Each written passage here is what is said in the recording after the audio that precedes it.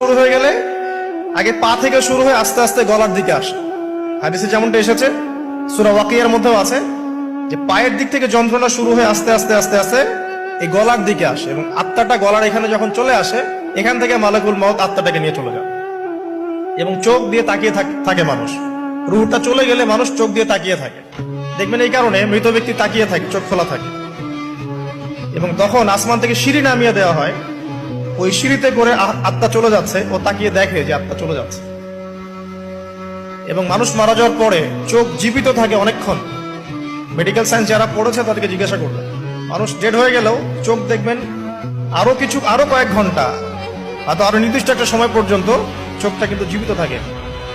এই জন্য চোখ বন্ধ করে দিতে হয়। যাই হোক, যেটা বলছিলাম যে মৌতের যন্ত্রণা শুরু হয়ে গেলে তওবা করে লাভ নাই, তওবার দরজা বন্ধ।